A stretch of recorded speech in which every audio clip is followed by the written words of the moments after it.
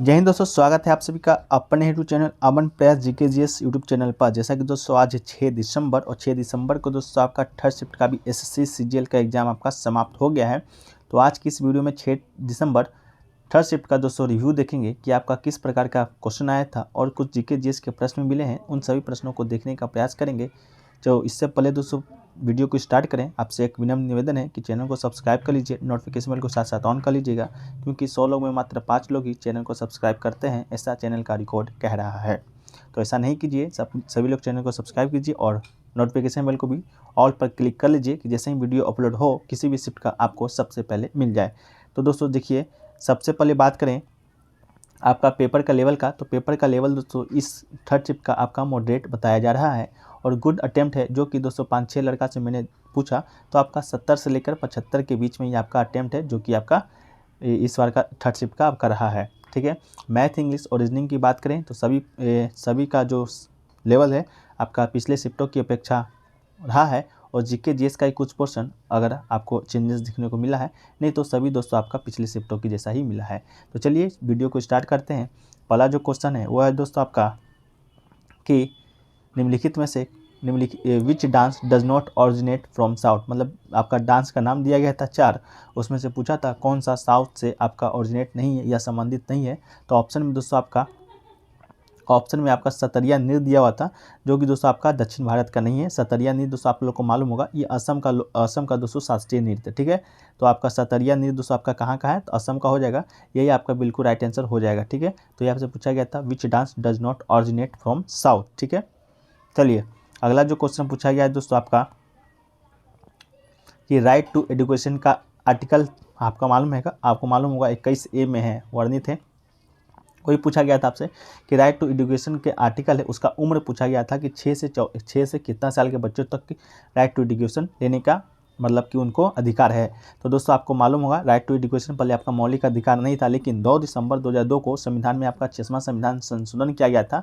इसी संविधान संशोधन के तहत दोस्तों आपका 11वां मौलिक कर्तव्य भी जोड़ा गया था, इस बात को भी आपको याद रखना है। और इसी संशोधन के तहत आपका अनुच्छेद 21A के तहत शिक्षा को मौलिक अधिकार बना दिया गया था। ठीक है, और इसका जो मूल अधिकार के क्रियान्वयन हेतु वर्ष 2009 में निःशुल्क एवं अनिवार्य बाल शिक्षा का अधिकार अधिनियम एक्ट भी बनाया गया था। तो आपसे कितने साल के बच्चे के लिए ये आपका मौलिक अधिकार है, तो 6 से 14 साल के बच्चों तक को शिक्षा देना दोस्तों आपका राज्य का मौलिक अधिकार है। तो आपका 14 बिल्कुल राइट आंसर होगा। 6 दिया गया था और पूछा गया था कि आपका कितना होगा, तो 14 साल आपका बिल्कुल राइट आंसर हो जाएगा। ठीक है, चलिए एक क्वेश्चन देखिए दोस्तों, पूछा गया था आपका नमस्ते योजना से संबंधित प्रश्न क्या पूछा गया था स्टूडेंट का, तो बता नहीं पाए हैं लेकिन था।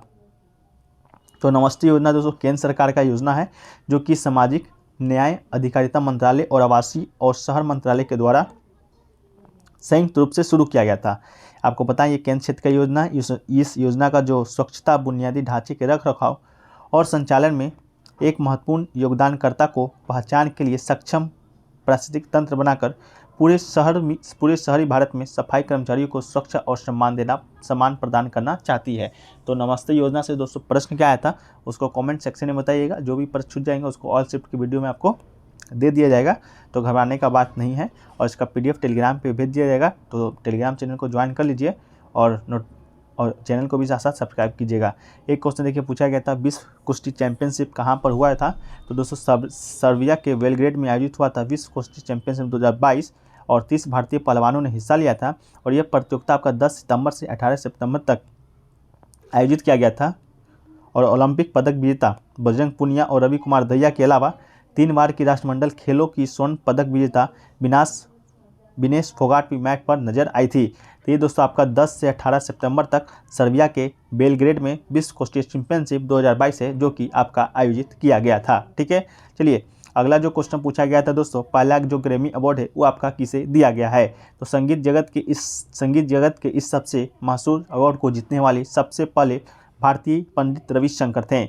उन्हें सन 1968 में वेस्ट चैम्बर म्यूजिक परफॉर्मेंस के अवार्ड से नवाजा गया था। और पंडित रविशंकर दुनिया के सबसे बेहतरीन सितार वादक में से एक माने जाते हैं और भारत की ओर से उन्होंने सबसे ज़्यादा बार ग्रैमी अवार्ड भी जीता है। ये खिताब करीब 5 बार मिला है। सबसे पहला बार भी आपका पंडित रविशंकर को ही ग्रैमी अवार्ड दिया गया था। देखिए अगला जो क्वेश्चन पूछा गया था, प्लासी का युद्ध कब हुआ था। तो दोस्तों प्लासी का जो पहला युद्ध है आपका 23 जून 1757 को मुर्शिदाबाद के दक्षिण में 22 मील दूर नदिया जिले में भागीरथी नदी के किनारे प्लासी नामक स्थान पर हुआ था। इस कारण से प्लासी का युद्ध कहा जाता है।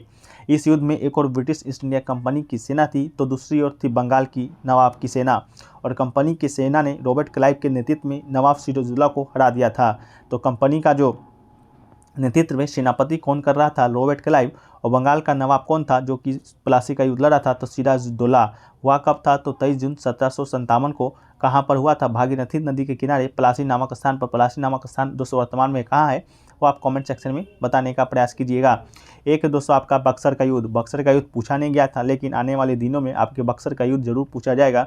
तो बक्सर का युद्ध है जो कि 22 या 23 अक्टूबर को 1764 में बक्सर नगर के आसपास ईस्ट इंडिया कंपनी के हेक्टर मुनरो और मुगल तथा नवाबों की सेना के बीच लड़ा गया था। बंगाल के नवाब थे मीर कासिम, अवध के नवाब थे सिराजुद्दौला और मुगल बादशाह थे शाह आलम द्वितीय की संयुक्त सेना ने अंग्रेजी कंपनी से लड़ रही थी। ये दोनों युद्धों में दोस्तों आपका अंग्रेज जीता था और जो लड़ रहा था अपोजिट साइड में वो आपका हार गया था। तो बक्सर का युद्ध आपका 23 या 24 अक्टूबर 1764 में, बक्सर मतलब कि बिहार में है बक्सर, वहीं पर दोस्तों आपका हुआ था। देखिए एक क्वेश्चन दोस्तों पूछा गया था, सोडियम क्लोराइड में सोडियम की आयन कितनी होती है। तो पहली बात तो सोडियम क्लोराइड क्रिस्टल का रासायनिक सूत्र होता है NaCl, जिसमें भाग लेने वाले Na+ और Cl- है। इसके अलावा इसके पास एक स्टीरियोकेमिस्ट्री ट्रिवियम रसायन होता है और इस प्रकार समन्वय संख्या 6 हो जाता है। तो 6 आपका ऑप्शन में दिया गया होगा, तो ठीक है, अगर नहीं दिया होगा तो बताइएगा इसका राइट आंसर क्या हो सकता है। इसके अलावा ये घनाकार संकुचित पैकिंग के साथ एक FCC जालक बनाता है। तो दोस्तों आपका ये पूछा गया था। इसके बाद दोस्तों आपसे पूछा गया था पद्म विभूषण से कोई संबंधित प्रश्न पूछा गया था। हालांकि प्रश्न है जो कि आपका मिल नहीं पाए, पद्म विभूषण से संबंधित क्या प्रश्न पूछा गया था, किस साल का पूछा गया था। इसके बाद दोस्तों आपका 4-5 राजा का नाम दिया गया था और पूछा था ये सब राजा हैं जो कि कौन से डेंसिटी या कौन से राजवंश से आपका संबंधित है। तो ये भी प्रश्न आपसे पूछा गया था। तो जो भी प्रश्न छूट गए हैं उसको आप कमेंट सेक्शन में ज़रूर बताने का प्रयास कीजिएगा। एक दोस्तों पूछा गया था आपका सहारा मरुस्थल से संबंधित प्रश्न की कहाँ पाया जाता है। तो अगर पूछा गया होगा तो बताइएगा, इसका आंसर हम कमेंट सेक्शन में देने का प्रयास करेंगे। इसके अलावा दोस्तों पूछा गया था 2011 के जनगणना के अनुसार भारत का जनसंख्या पूछा गया था। ये जनसंख्या पूछा गया था या नहीं पूछा गया था कंफर्म तो नहीं है, लेकिन दोस्तों आपका 2011 के जनगणना से आपका संबंधित प्रश्न पूछा गया था। तो जो भी प्रश्न अभी नहीं बता पाए हैं उसको कमेंट सेक्शन में बताइएगा और शिफ्ट के वीडियो में उसको शामिल कर देंगे। तो दोस्तों वीडियो को यहीं पर समाप्त कर रहे हैं। और आप चैनल पे नए हैं दोस्तों, देख लीजिए चैनल पे आप नए हैं, सब्सक्राइब अभी तक नहीं किए हैं तो सब्सक्राइब कर लीजिए और नोटिफिकेशन का जो बेल होता है उससे ऑल पर दोस्तों क्लिक कर दीजिए। ऑल लिखा होगा उस पर आप घंटी पर टिप दीजिए कि जैसे ही वीडियो अपलोड हो, कोई भी वीडियो, कोई भी कंटेंट, कोई भी आपका एनालिसिस तो आप तक सबसे पहले पहुंच सके। और PDF के लिए टेलीग्राम पे ज्वाइन हो जाइएगा, लिंक है जो कि डिस्क्रिप्शन बॉक्स में दिया गया है। तो चलिए मिलते हैं नेक्स्ट के वीडियो में, जब तक के लिए जय हिंद जय भारत।